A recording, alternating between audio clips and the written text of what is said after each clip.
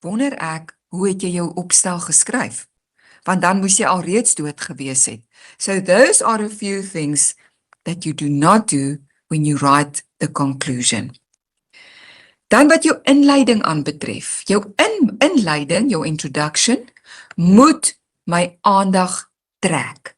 Dit moet kort wees, dit moet treffend wees, nee, treffend, it must be purposeful, nee. Vra 'n vraag, byvoorbeeld 'n retoriese vraag. Die opstel is, sy onderwerp is, my gunsteling dorp. Dan begin jy met 'n vraag en jy sê, wat is jou gunsteling dorp? Dis 'n vraag en ek praat direk met die leser. My gunsteling dorp is 'n klein dorpie. 'n Klein dorpie in die Oos-Vrystaat, waar daar net 'n paar mense bly. Mense na aan my hart. My dorpie is 'n plek waar ek wakker word. 'n Plek wat my energie gee. Sien julle, ek het 'n paar goedjies gesê, maar jy weet nog steeds nie, wat is my dorp nie. Of ek kan begin op 'n baie eenvoudige, baie vervelige, boring way, en ek kan sê, my gunsteling dorp is Markwart. Markwart is in die Oos-Vrystaat. Daar bly min mense, en dit is 'n piepklein plekkie. Goed, so dis die ander manier. Daar kry jy net 'n gemiddelde punt, so want daar's niks interessant, daar's geen mooi beskrywing nie. Inleiding, introduction, dinge wat jy nie moet doen nie. Moenie begin met eendag lank gelede. Ek skryf hierdie opstel om jou te vertel van my gunsteling dorpie. That's very boring, né? Dit was 9 November toe ek vir die eerste keer in die dorp ingery het. Dit was 'n Woensdag. Vandag skryf ek oor my gunsteling dorp. Moenie so begin nie. Vandag praat ek van matrieksertifikate. Don't start like that. It's a very boring way and it's not creative. Ek as mens, onthou jy is 'n mens, so jy sê nie ek as mens nie. Jy begin deur te sê, ek woon in 'n klein dorpie in die Oos-Vrystaat. In my opinie moet mense matrieksertifikaat kry. In my opinie. Right, dit is eintlik anglisisties ook. Dan, baie belangrik, beplanning.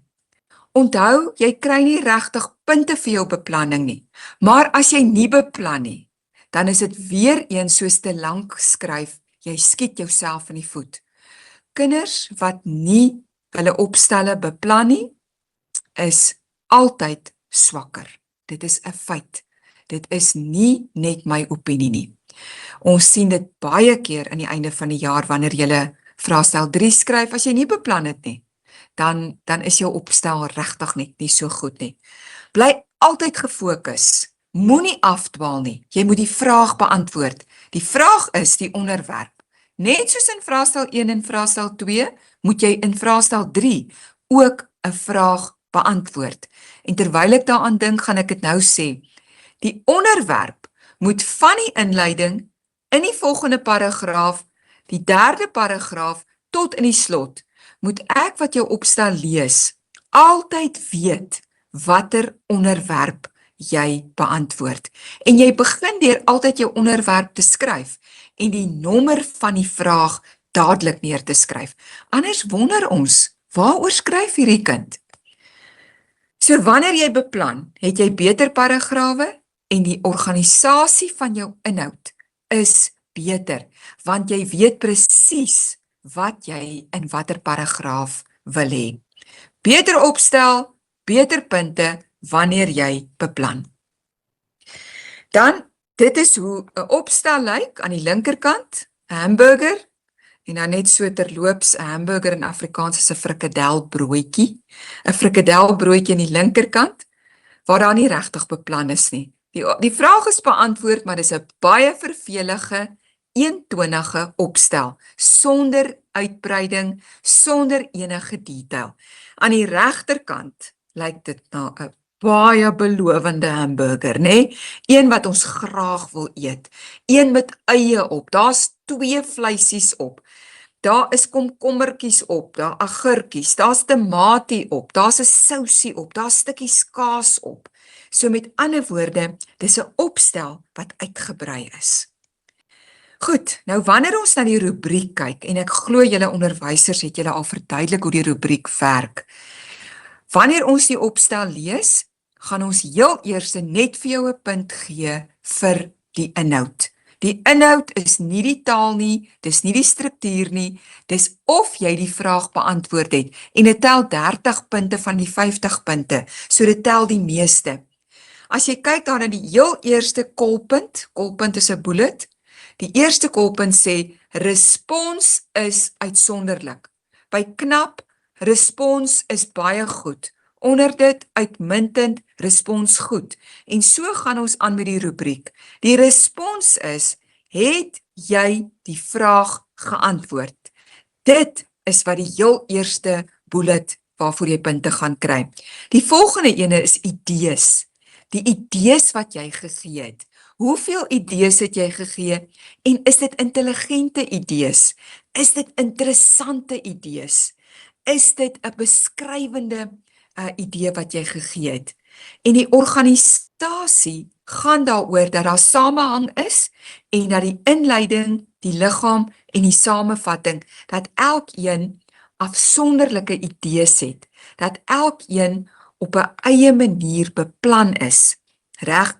Ek praat altyd van samehang. As jy op pad is na 'n dorp toe, jy's op pad iewers heen, as dit Welkom toe is, of Bloemfontein, of Bethlehem, of waarheen ook al, dan ry jy op 'n spesifieke pad. Jy het een doel voor oë, jy gaan na daardie dorp toe. En dan skielik, langs die pad sien jy, hier's 'n dorpie met wat 'n KFC het, kom ek trek gou af. Dan verloor jy samehang. Jy's besig om weg te beweeg van die onderwerp af. En daar by KFC dink jy, jene, ek is op pad Bethlehem toe. Ek gaan nooit betyds daar kom nie. Dan is jy weer op die onderwerp. Dan is jy weer besig om te praat oor die onderwerp. By Paul Roux of by Jacobsdal of miskien 'n dorpie net buitekant Bloemfontein. Skielik besef jy, aarde, ek is op pad Bloemfontein toe, maar jene, kyk, daar is 'n verskriklike interessante koffieplekkie, kom ek koop gou koffie. Dan verloor jy weer samehang, jou sinne raak los, jy's besig om weg te beweeg van die onderwerp af. Bly op die pad na die dorp waarheen jy ry. Dit is die inhoud van jou opstel. As ons hierso weer kyk, die vraag is beantwoord. As ek skryf oor my gunsteling dorpie, dan gaan my hele opstel gaan oor my gunsteling dorpie. Die volgende enetjie, wat alles het jy in die opstel genoem? Is dit relevant? Is dit nodige inligting? Met ander woorde, ek het praat oor my dorpie, maar nou vertel ek so klein bietjie net van die dag toe ons uit die dorpie uitgery het na my gunsteling vakansieplek toe. Daar is ek besig om weg te beweeg van my onderhoud, van my onderwerp af. Hier is ek besig, onthou ek is nog besig om te beplan, hè? As ek kyk na my onderwerp, my gunsteling dorpie. In my inleiding gaan ek mos nou 'n inleiding skryf van, soos ek vir julle gesê het, ek gaan dalk 'n vraag vra. Ek gaan dalk skryf oor hoe lyk hierdie klein dorpie? Maar ek gaan nog nie sê wat is hierdie dorpie nie. Dis 2 of 3 sinne lank wat my inleiding is. 'n Idee wat jy kan gee, wanneer jy miskien oor 'n beskrywende opstel skryf, of jy vertel 'n verhaal van 'n storie van iemand wat spesiaal in jou lewe is, dan gaan jy kyk, wie is jou karakter? Wie is die mense wat vir jou belangrik is? Jy gaan dalk besluit, my ma en my pa. Nie te veel karakters nie, jy gaan nie 'n boek skryf nie, jy het slegs 300 woorde. Jy gaan sê, wie is jou karakters en hoe lyk jou karakters? Jy gaan kyk, wat is die ruimte in jou storie wat jy wil skryf. Ruimte, 'n ander woord is milieu, dis die plek, soos wat ek het nou besluit, my plek is Markwart, dis die dorpie waarvan ek gaan skryf. Nog 'n idee wat jy kan skryf is hoogtepunte, die belangrikste dinge wat in jou lewe gebeur het, terwyl jy in hierdie dorpie was. Jy het miskien dalk, jy het nou graad 12, jy's in hierdie dorpie en jy's nou in graad 12. Dis 'n hoogtepunt in jou lewe. Die eerste dag toe jy skool toe is, dis 'n hoogtepunt. Dit is nie die hoogste punt nie, nê? Wat jy sê, jy het die hoogste punt in Afrikaans gekry nie. Hoogtepunt wat een woord is, beteken 'n highlight. The most important event in your life. Dis 'n hoogtepunt. Afloop is the opposite again. Afloop wanneer jy begin klaarmaak, wanneer jy begin na die slot toe beweeg. 'n Tydlyn. Dis ook belangrik wanneer jy jou beplanning doen, dat jy 'n tydlyn het, dat jy vir jouself eintlik amper op 'n tydlyn skryf. Waar gaan jy begin en waar gaan jy eindig? Oor hoeveel dae gaan jy skryf? En verkieslik, omdat jy net 300 woorde het, skryf jy net oor een dag. Sou jy miskien wou skryf oor 'n belangrike dag in jou lewe of die mense in jou lewe, dan gaan jy net oor 'n kort tydjie skryf. Goed, die volgende een, ons is nog steeds by beplanning en ons kyk nog steeds na die inhoud, die organisasie van die opstel.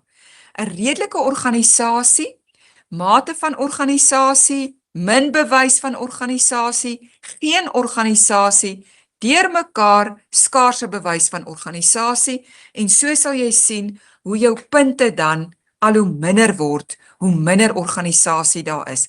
Wat beteken organisasie? Kom ek vat weer die voorbeeld van my gunsteling dorpie. Jou inleiding het jy nou vir ons aandag geprikkel, ons gaan nou oor hierdie gunsteling dorpie lees. Dan besluit jy, watter 2 aspekte van hierdie dorpie wil jy graag beskryf? Jy gaan dalk miskien sê, wie is die mense in hierdie dorpie? Watter tipe mense bly in hierdie dorpie? Die tweede paragraaf waaroor jy wil skryf, gaan dalk wees oor, hoe lyk hierdie dorpie? Wat is interessant van hierdie dorpie? In jou inleiding gaan jy dalk miskien sê, waar is hierdie dorpie? Soos ek nou gesê het, my gunsteling dorpie is 'n piepklein plekkie wat tussen 3 ander dorpe geleë is. Hierdie dorpie is daar ongeveer 2000 mense wat daar bly. Daar's baie plase om hierdie dorpie. So nou gaan ek kyk, ek gaan nou eers net oor die mense praat. My eerste sin noem ek 'n onderwerpsin, 'n topic sentence. Met ander woorde, die hele paragraaf gaan net oor daai onderwerp wees, wat dan nou in hierdie geval die mense is van hierdie dorpie. So ek gaan sê, in hierdie dorpie woon die vriendelikste mense. Sien julle die trappe van vergelyking? Mense wat na aan my hart is. Die mense van Markwart help mekaar waar hulle mekaar nodig het. As iemand nood het, dan druk jy op iemand se knoppie en die hulp sal onmiddellik daar wees. Hierdie mense groet mekaar. Dit is so wonderlik. In die oggend is ons in die dorp inry, dan of jy mense ken of nie, hulle groet almal. Hulle groet selfs die vreemdelinge.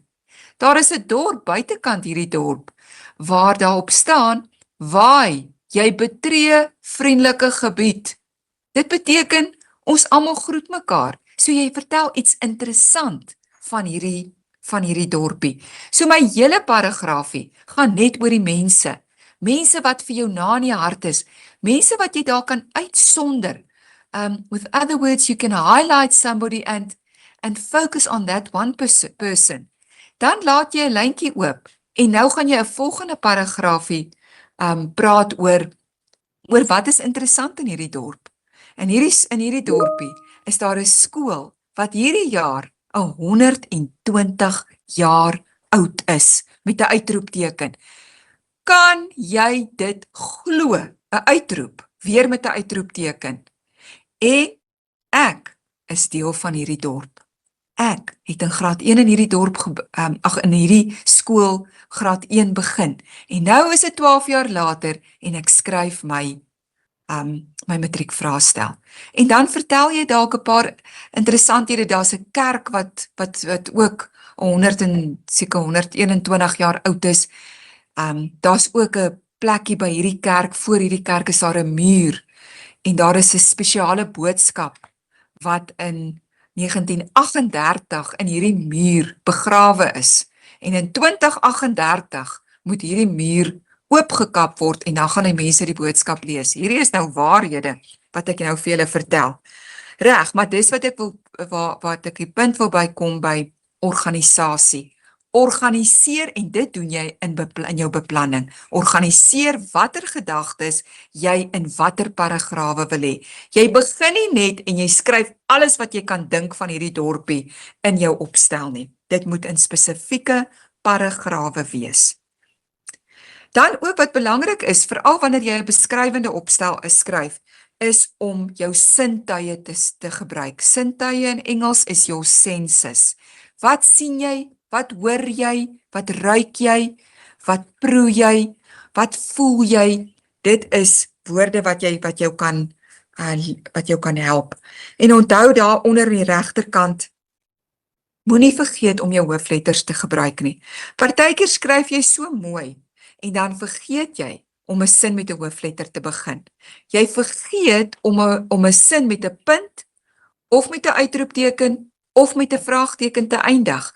Dit is alles wat ekstra punte vir jou in die sak gaan bring. So maak seker dat jy die regte skryftekens ook gebruik.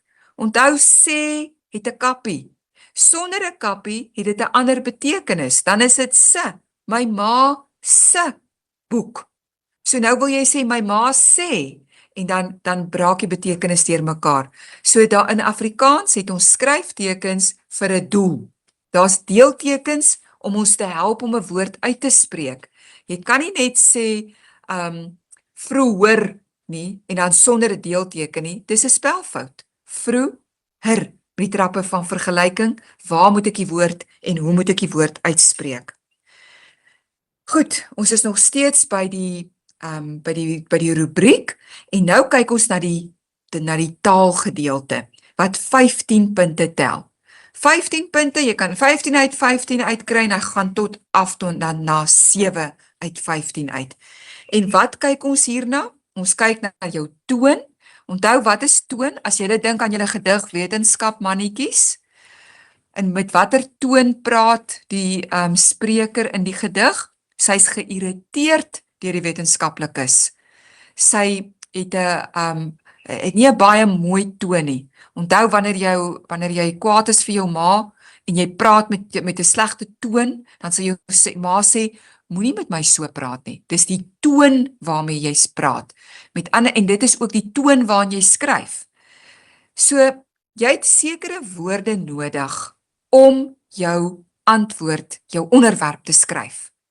En dit is waar ons in hierdie afdeling, in die taalgedeelte, wat ons nou hier gaan bepunt. Het jy die regte woorde gebruik om in jou doel te slaag? Wat is jou doel? Jou doel is om hierdie onderwerp aan te raak, om hierdie onderwerp te beantwoord. Die register gaan wees die tipe woorde wat jy gebruik. Het jy die korrekte woorde gebruik om hierdie antwoord te skryf? En hier gaan ons ook dingetjies na sekere woorde kyk, soos ken en weet, help en hulp. Dis alles die korrekte register, die korrekte woorde wat jy moet gebruik om hierdie woorde te antwoord. En dit, onthou, omdat ons weet, julle is eerste addisionele taalkinders, né? It's not your home language, it's your first additional or your second or sometimes your third additional. So daar mag dalk nog foute wees. Dis hoekom daar sê feitelik foutvry. So dit sê nie heeltemal foutvry nie. Daar is nog hier en daar 'n fout en jy kan nog steeds 15 uit 15 kry. Dit beteken, hoe lyk jou beskrywings? Het jy mooi woorde gebruik? Het jy vergelykings gebruik? Het jy intensiewe forme gebruik? Het jy idiome gebruik? Het jy verskillende sinne gebruik, uitroepe om dit interessant te maak? Het jy met ander woorde daai hamburger geskryf met die korrekte woorde, met mooi woorde om jou vraag te antwoord? Hier gaan ons verder aan met die rubriek, wat ons kyk na die toon van die woorde, van die opstel waarin jy skryf. Dis gepas vir die doel, gepas om die antwoord te gee. Dis net gepas vir die doel, dis nie gepas nie, nê? Of baie gepas. Dan die volgende in die register, die woordeskat, die woordkeuse. Jy kan sê die kos is lekker, jy kan sê die kos was heerlik, dit was smaaklik, dis met ander woorde interessanter as net lekker. Ek was kwaad, ek was smoor kwaad, 'n intensiewe vorm, of 'n emotiewe woord, 'n woord wat emosie het. Ek was woedend. So, daar kry jy dadelik meer punte, nê? Ekstra punte daarvoor. Verder, die tipe woordeskat, jy kan sê, die bal is rond, die bal is rooi, die dorp is klein, die dorp is vriendelik. Of jy kan sê, dit is 'n piepklein dorpie waar die vriendelikste mense woon. So, ek het nie 2 lang sinne geskryf nie, ek het 1 sin gemaak met die 2 feite en dit is nie 'n lomp sin nie. Want onthou net, hoe langer jou sin is, hoe lomper. Lomp beteken clumsy. And the more mistakes you make. It is just the truth. The longer your sentence is, the more mistakes you make. So skryf korter sinne en gebruik beskrywende woorde om jou sinne, om jou woorde te verduidelik. En ek wil net op hierdie punt ook sê, dat ek hoop julle almal ken vir Stompie. Stompie is die belangrikste persoon wat jy moet gebruik, wanneer jy vraestel 3 skryf. Ek het so 'n videoetjie gemaak oor Stompie. Ek sal dit met julle onderwysers ook deel, waar julle kan sien hoe werk Stompie. Want Stompie, voordat jy vraestel 3 skryf, skryf jy Stompie bo aan jou vraestel, en dan kyk jy dat elke sin volgens Stompie se volgorde is. Dat jou werkwoord moet in die tweede posisie wees. En onthou, as jy miskien 'n Sesotho spreker of 'n isiZulu spreker is, dan is dit nie in julle taal so nie. Maar in Afrikaans is die werkwoord in die tweede posisie.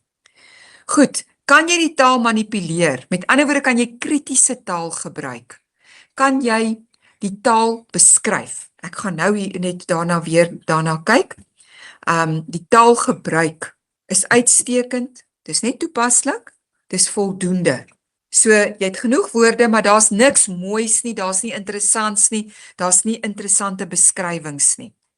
Die volgende enetjie, wat ons nou praat van spelling en grammatika, dit is of daar is amper geen spelling en grammatika foute nie. Byvoorbeeld grammatika, jy het net 1 nie, wanneer jy 'n ontkennende sin wou geskryf het. Jou sinsorde is heeltemal deurmekaar. Gepaste taalgebruik, dan begin ons kyk hier na 7 uit 15, 5, 6, 4 uit 15, hier begin jy baie foute maak, en dan, by elementêr, daar waar daar 5 tot 6 punte is, het jy baie Engelse woorde begin gebruik, en onthou, ek weet, daar's partykeer nie 'n woord wat jy kan kry nie, in Afrikaans nie, maar moenie in Engels skryf nie. Wat doen ons wanneer ons jou opstel lees? En jy het 'n Engelse woord, ons hou hom toe met ons vinger, ons trek 'n kruisie deur hom, ons lees dit glad nie, en dan maak jou sin nie meer sin nie. So, skryf eerder 'n langer sin, of gebruik 2 of 3 woorde, om 'n beskrywing te gee, maar moenie Engelse woorde skryf nie. Jou betekenis gaan heeltemal weggeraak. Baie belangrik, né? Die volgende een praat oor die retoriese middele. Retoriese middele is wanneer ek iets wat ek sê op 'n effektiewe manier herhaal. Soos, miskien wil jy sê, ek het by die huis aangekom. Ek was moeg. Doodmoeg. So jy het gesê jy was moeg, en net daarna sê jy was doodmoeg.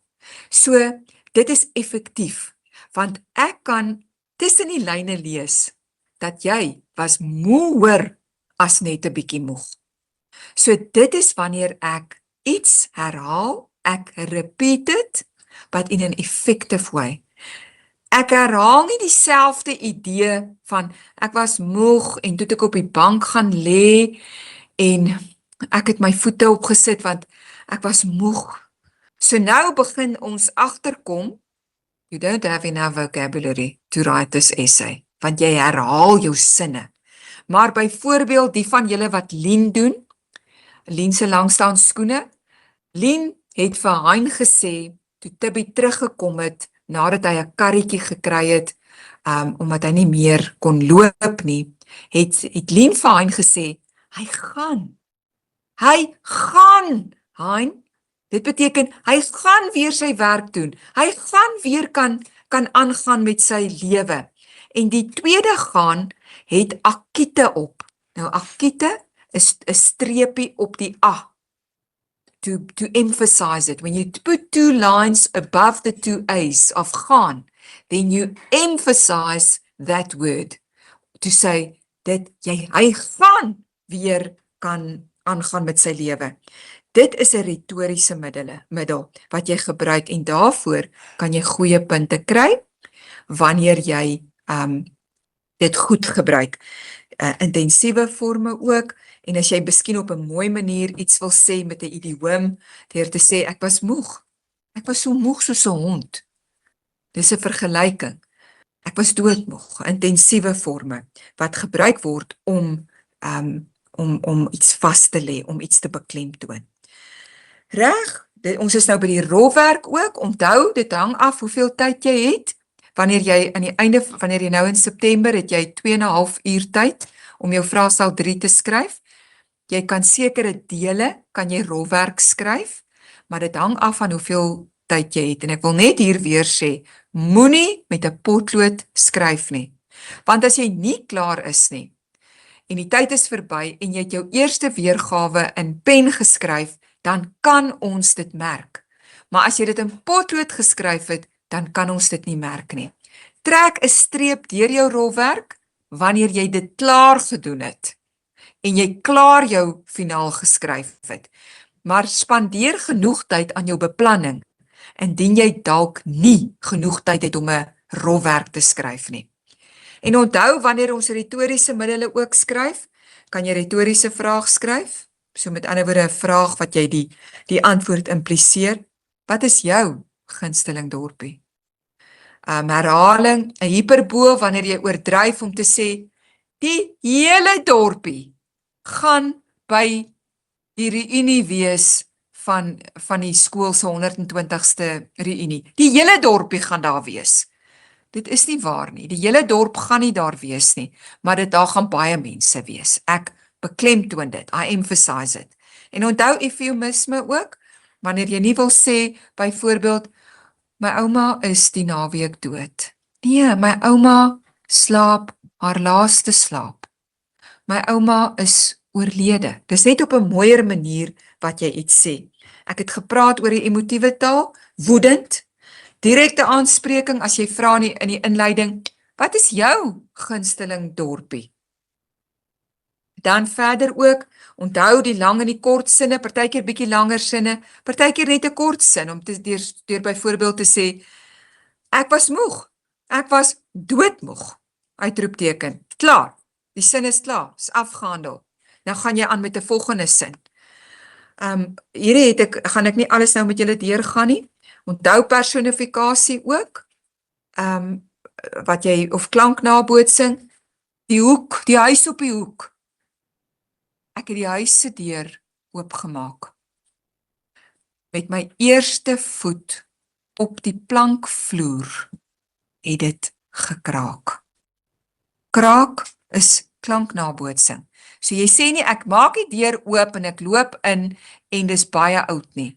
Die vloer kraak onder my stadige voetvalle. Volgende een is net 'n klein voorbeeld van 'n kind wat in 'n eindeksamen geskryf het. Luister, kyk bietjie mooi hierso na retoriese middele, wat sy sê, of ek weet nie of sy of hy, mens weet nie wie dit is nie. Die meester van die soetigheid, die roostemmer, was op 'n manier net so as uitspattig en alomteenwoordig soos sy rose. Sien julle die retoriese middel, byvoorbeeld die roosstemmer? Dit is iemand wat rose met ander woorde in posisie geplaas het, soos iemand wat by 'n sirkus werk om haar rose mooi te snoei. Daar kry die persoon 'n persoonsnaam, of dit is 'n metafoor, soos 'n roosstemmer, soos sy alomteenwoordig, soos sy rose. Dis 'n vergelyking. Dis alles retoriese middele wat gebruik word om mooi beskrywings te gee van dit wat jy op 'n eenvoudige manier kon gesê het. Die agtergrond, hy het my soms opgepas na skool. Hier gee jy so klein bietjie agtergrond van die persoon waaroor jy skryf. Ons het het om sy kombuistafeltyd deurgebring. Reg, dit gee bietjie ruimte, onthou ruimte die plek, en dit gee inligting deur. Maar ek beskryf 'n prentjie. Ek sê nie ons het om die kombuistafel gesit en koffie drink nie. Ons het tyd om die kombuistafel deurgebring. Koffie na koffie gedrink. Reg, hier is net nog verder. Ek gaan nie nog uitbrei hierop nie. Ek wil by ander goedjies uitkom. Hy het eenvoudig stilletjies heen gegaan. Dis 'n eufemisme. Wat het van hierdie man geword? Hy het stilletjies heen gegaan tussen sy rose. Hy het weggegaan. Hy's dood, met ander woorde. Dis net op 'n baie mooi manier gesê. En dit is ook 'n klimaks, want die hele opstel het die kind geskryf oor hierdie man wat met sy roostuin wat op die hoek van die straat bly. En uiteindelik is daar 'n klimaks. Daar is met ander woorde 'n hoogtepunt, 'n highlight van hierdie man is dood. Die volgende, die laaste ene, ons was by die begrafnis. Ek het meer gehuil as sy dogter. Wat vir my eintlik emosie ook gee, nê. Goed, dan wat die struktuur aanbetref, wat my rubriek aanbetref. Dis die laaste gedeelte op die rubriek. Hy tel 5 punte. Alles saam 50 punte. So hier kyk ons na die ontwikkeling van die onderwerp. Is daar development in jou opstel? Of het jy die hele tyd net op een trant vertel van jou klein dorpie? Of het jy uiteindelik in jou laaste slot gesê, hier is waar ek my hart verloor het. Hier is waar ek eendag my kop wil neerlê. Dis 'n slot, maar daar's ontwikkeling. Ek het nie net vertel van wat 'n mens alles in die dorpie sien nie. Ek het van 'n verskeidenheid idees gegee. Ek het in my paragrawe het ek ontwikkel, het ek vertel het ek hoogtepunte vertel wat daar in hierdie dorpie en van die mense in die een paragraaf, maar ook van gebeurtenisse, van events in die volgende paragraaf. Dis nie net een lyn nie. Dit is soos berge, like mountains. You go up, get to a highlight, to the top of it, then down again. Dit is alles ontwikkeling. En dan weer eens sinne en paragrawe is logies. En onthou bietjie, ons het in Afrikaans het ons 4 tipe sinne. Ons het stelsinne wat jy net gewone inligting gee. Ons het vraagsinne wat jy 'n vraag vra met 'n vraagteken. Ons het uitroepsinne wat 'n uitroep het wat sê uitsa, maar jy lyk darem mooi vanaand by die matriekafskeid. Uitroepteken. Ons het ook bevelsinne.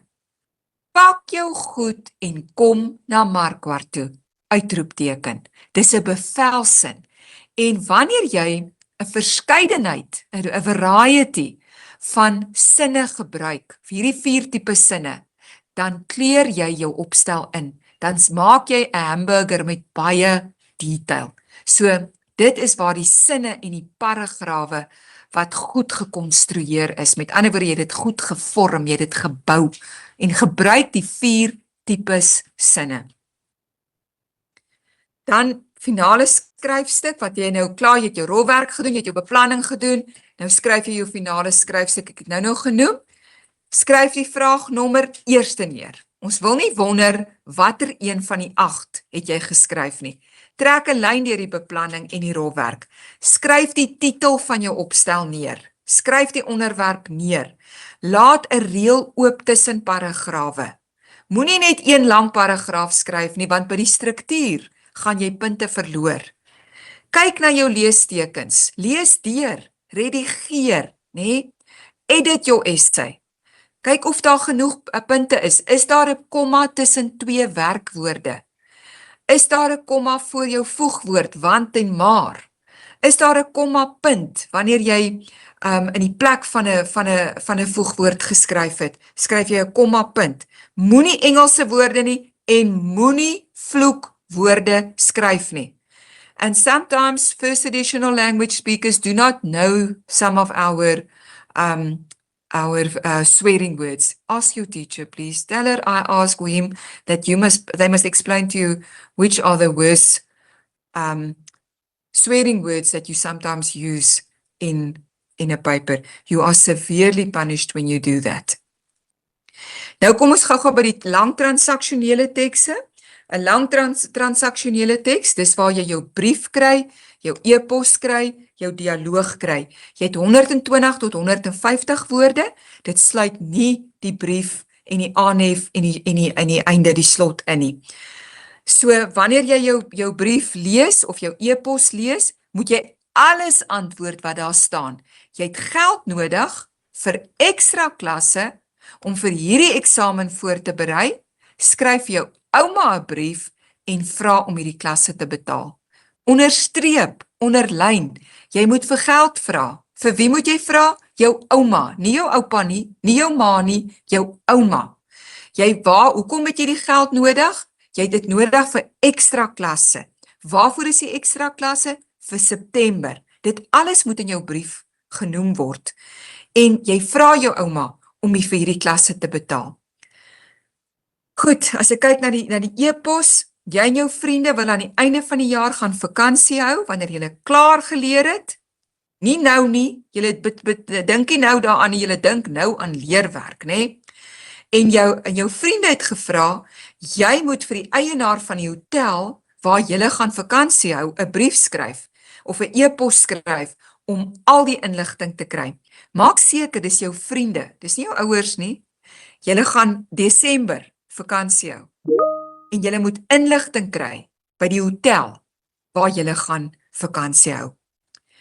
Weereens as ek kyk na die rubriek, aan die eerste gedeelte, die respons is, het jy die vraag geantwoord? En het jy elke gedeelte van die vraag, soos ek dit nou genoem het, every aspect of that question, did you answer each one of them? Then you have given the correct response of that question. Het jy fokus gehou? Of het jy miskien 'n bietjie gepraat oor die vakansie wat jy saam met jou ma en jou pa by die see gaan hê? Dan verloor jy fokus. Hoe lyk jou idees? Is dit interessant? En het jy detail gegee? Het jy gesê, ouma, ek het geld nodig, wat dit kos R120 per les. Dis detail, dis inligting wat jy vir jou ouma gee.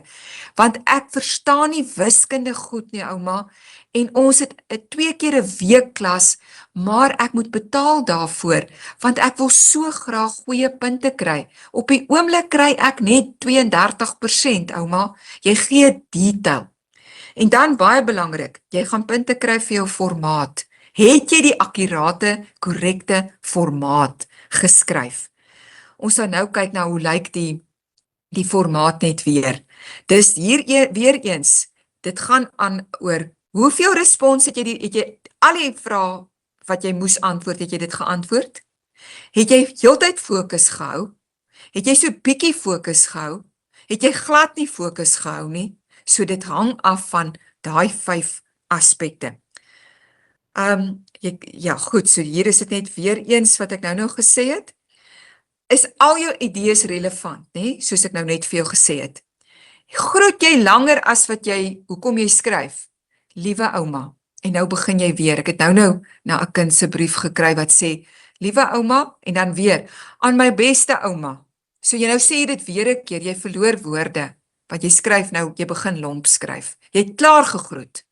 Dan sê jy dadelik, jy gaan nie sê, hoe gaan dit met ouma nie? Ek hoop ouma is gesond ek het so baie, ek verlang so baie na ouma, en ek kan nie wag, om dan nou weer gou vir ouma te sien, en dan raak dit al hoe lomper. Nee, jy groet, liewe ouma, ek skryf hierdie brief, en ek hoop dit gaan baie goed met ouma. Dis al wat jy skryf. Ek hoop dit gaan goed met ouma, en dat ouma se oë mooi sien. Dis al.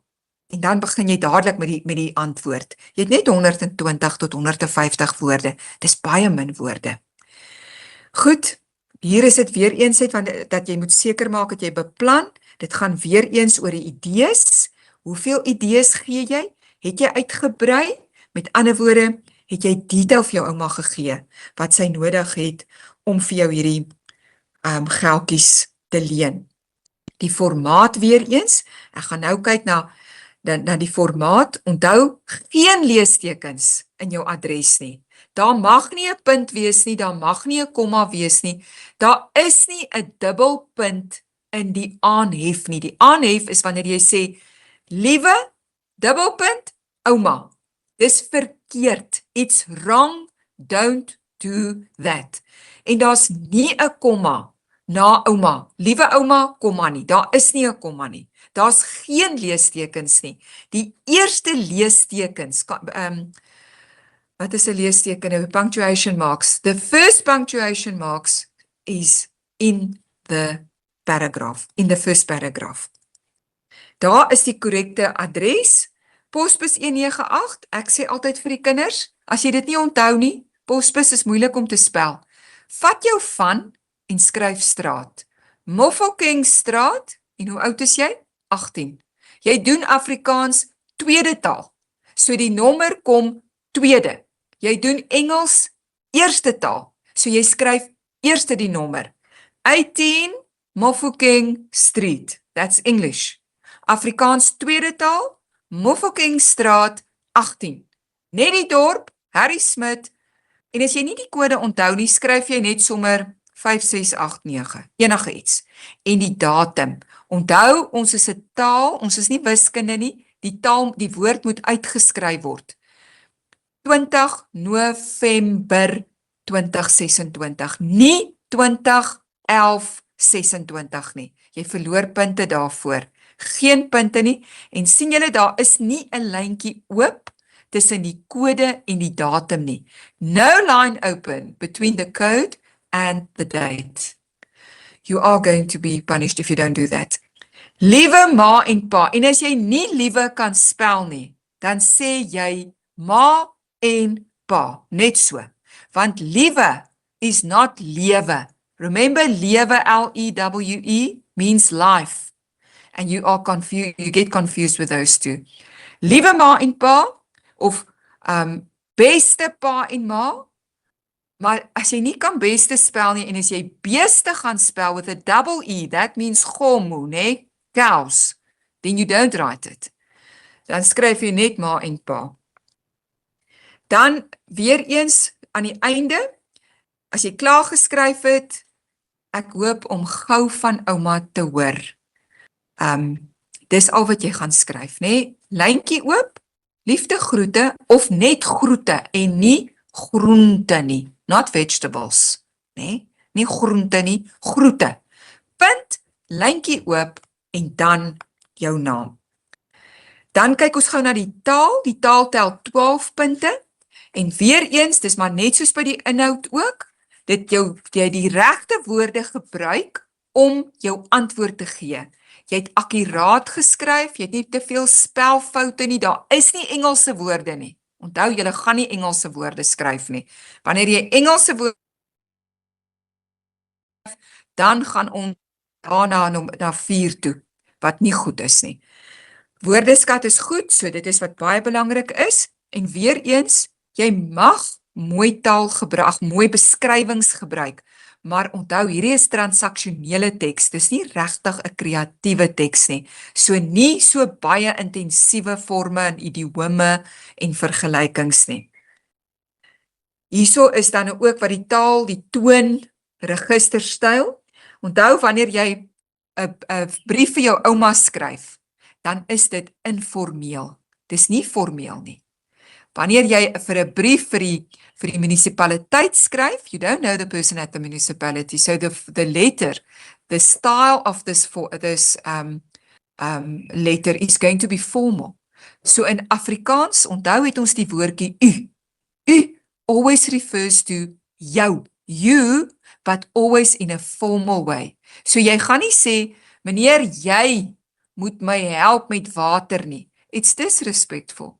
Meneer, sal u my asseblief help? So dit is net in Afrikaans om die korrekte register, die korrekte woorde te kies.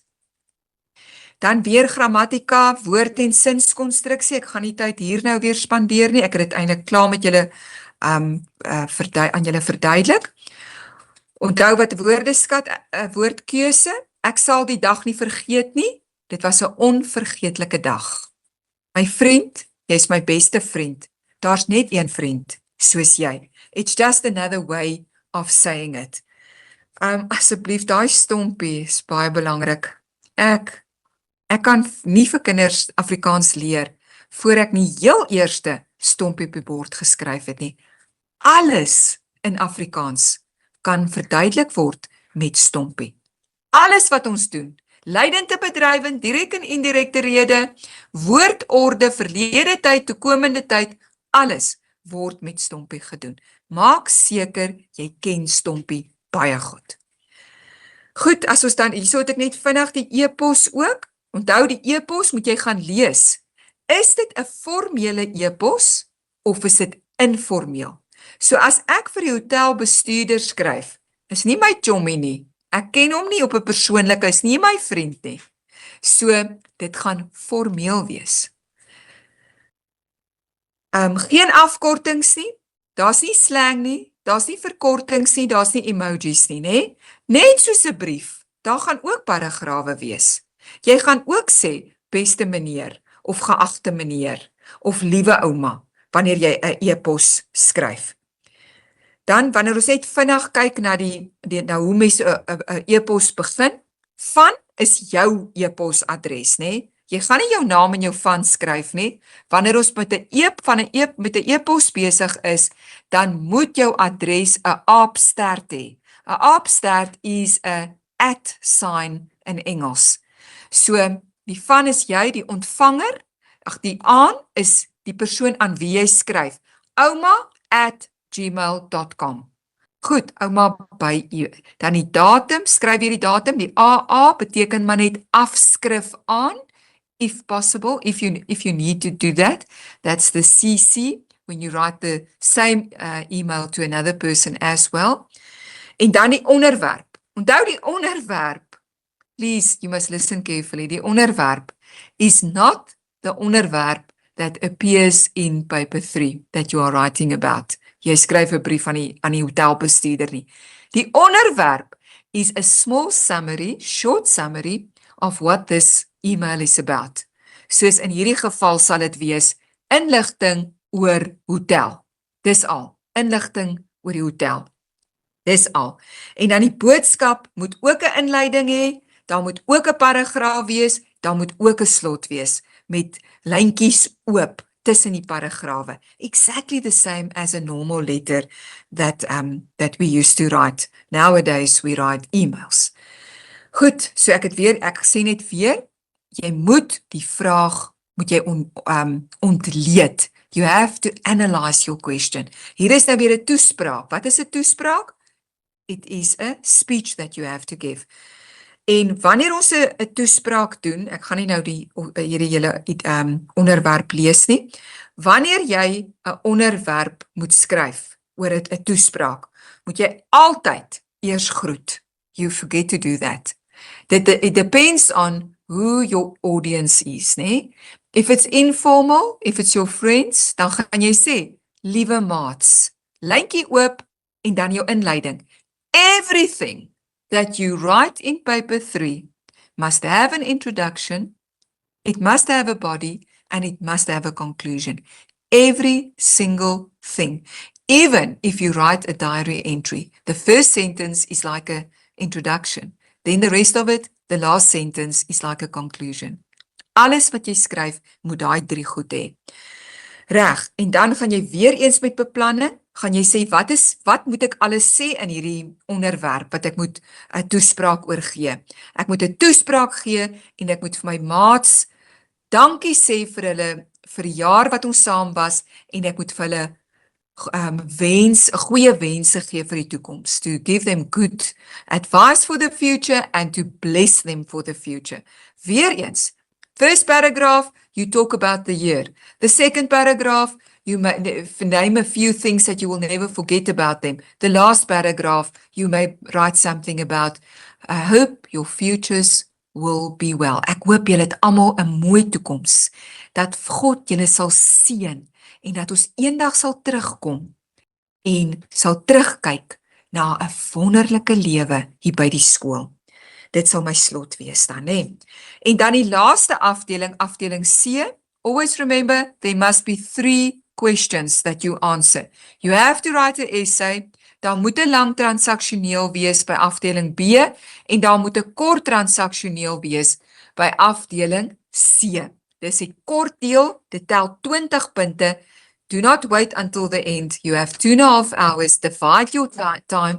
Make sure that you manage your time en dat jy vir alles tyd kry en dat jy alles beplan. Alles moet beplan word, want dan gaan jy beter skryf. 80 tot 100 woorde. Advertensies, baie belangrik. 'n Advertensie is nie 'n paragraaf nie. The moment you want to write a paragraph in an advertisement, know that you are making a mistake. No paragraphs. Daar moet 'n hoofopskrif wees. Daar moet inligting wees, tyd, datum, plek, waar kan ek kan ek dit koop of waar kan ek na die funksie toe gaan. Daar moet sleutelwoorde wees, mooi kort beskrywings wees, but no paragraphs. Dagboekinskrywings, waarop fokus jy op 'n dagboekinskrywing? Jy fokus op emosie. You do not tell a story. Jy fokus op die emosie. Hierdie dagboekinskrywing is nie die dagboek wat ek skryf wanneer ek iets wil onthou nie. Ek moet môre 10:00 daar wees en ek moet 12:00 daar wees nie. Dagboekinskrywing is something that you write at the end of the day, looking back at the day and thinking, what were my emotions of this day? Wat kan ek onthou van hierdie dag? Wat was lekker van hierdie dag? Wat was sleg van hierdie dag? Die aand voor jy jou uitslae gekry het. Hoe lyk 'n dagboekinskrywing se formaat? Jy skryf dadelik die dag of die datum waarop jy skryf. Woensdag, 6 September 2026. Lyntjie oop en dan begin jy. My senuwees is klaar. Môre kry ek my matriekuitslae. Wat as ek gedryp het? Ek huil my dood. Ek kan nie vanaand slaap nie. Ek weet nie wat gaan ek doen nie. Dis alles emosies. Lyntjie oop, weer die dag, die aand nadat ek my uitslaag gekry het. 6 of ek kan nie onthou wat ek nou nog gesê het nie. Sê maar ek het gesê 6 September voor ek my uitslaag gekry het. Nou is dit 7 September. Dis nou donderdag. Lyntjie oop.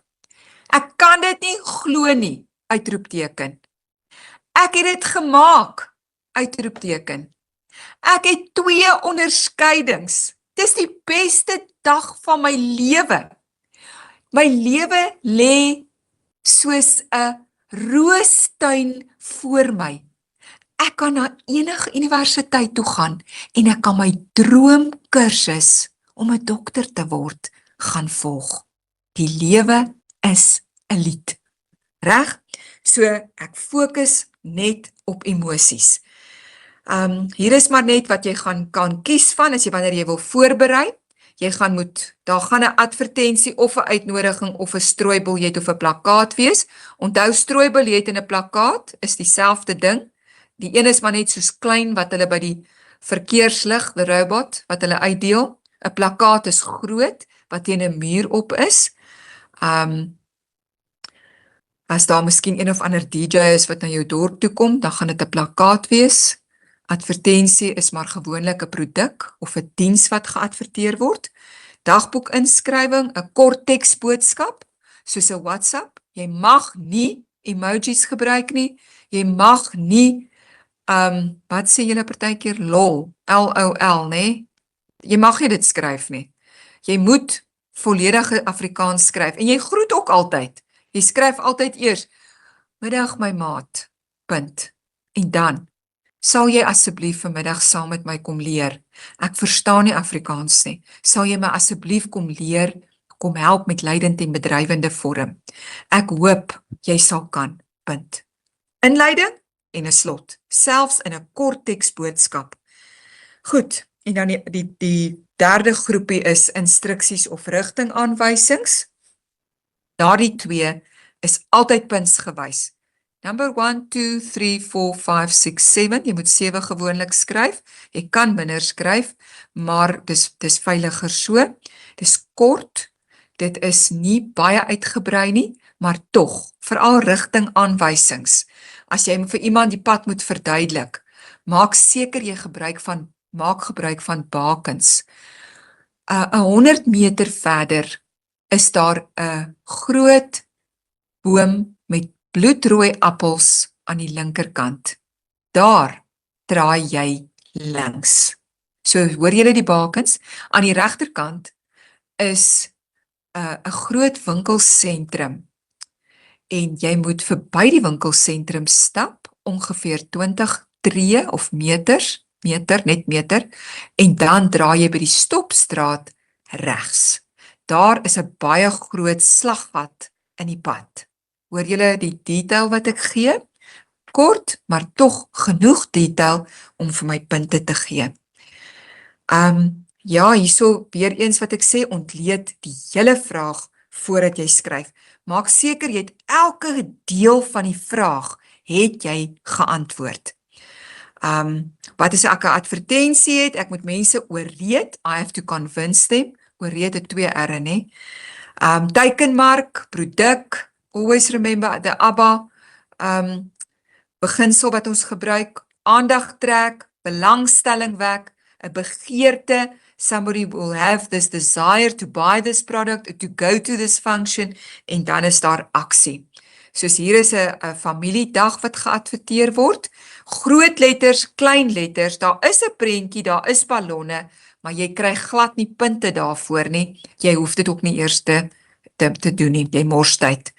Reg, daar's al die inligting wat jy kan noem, sien julle, daar's nie paragrawe nie, daar's los sinne, verskillende lettertipes, daar's 'n kontakpersoon, daar's 'n kontaknommer. Rigtingaanwysings, ek het klaar daaroor gepraat, dat jy bietjie moet uitbrei, dat jy moet inligting gee, dat jy bakens moet gee, like a beacon of where to turn left and where to turn right. Maak seker by die rigtingaanwysings, jy weet wat is links, left, regs, right, linkerkant, regterkant. Daai woorde het jy nodig wanneer jy rigtingaansluitings doen. Goed, and you don't have to start with liewe dagboek, right? We don't do that. You write the day and the date. Komma, tussen die twee, skip 'n line, leave a line open, en dan begin jy daarmee. Goed, en dit is dan wat ek vir julle wou gesê het. Is daar dalk, ek weet nie, Juffrou Barnard, is daar tyd vir vrae, of is daar iemand wat 'n vraag het? Dankie, mevrou van Rooyen. Ons is 10:10 maar as daar vragies is, kan ons dit gou antwoord. Julle is welkom om julle hand, die geel handjie te soek en om op te steek, dan sal ek julle mikrofone aansit, of andersins is julle welkom om daar in die klets, daai gesprek kolommetjie te tik, en dan kan ons julle help ook. Die opname van hierdie les gaan ook vir julle onderwysers gestuur word. So as jy dalk weer daarna wil luister, of miskien ook na die skyfies, die PowerPoint wil kyk, dan is julle baie welkom om dit te doen. Ek sien geen hande nie. Ek wil net gou hier kyk, daar's ook niks wat, ek sien geen vragies in die daar waar die vragies Kets. gevra word nie, in die Ja. kets. Ja, ekskuus, ek probeer nou baie mooi Afrikaans hier, so wees en nie Engels Ja, tussenin wat? praat nie, maar ek dink ons eerste taalkandidaate sal verstaan as ek Engels tussenin praat. Ek hoop, baie dankie en ek wil sê baie sterkte vir die eksamen en vir vraestel 3, onthou dis die vraestel wat julle goed in kan doen en goeie punte kan kry, maar ek sê baie dankie Juffrou Azil dat jy dit vir ons aangebied het vandag en ons sal die skakel vir die opname en dan ook die skyfies vir julle onderwysers stuur sodat julle dit ook dan weer na kan kyk of weer kan luister. En as daar onderwysers sonder hulle leerders hier is, vra ons ook dat julle dit dan met hulle asseblief sal deel. Maar daar's 'n baie dankie, dis 'n plesier en dan bring dit ons aan die einde van die les. Baie dankie julle almal, lekker middag verder.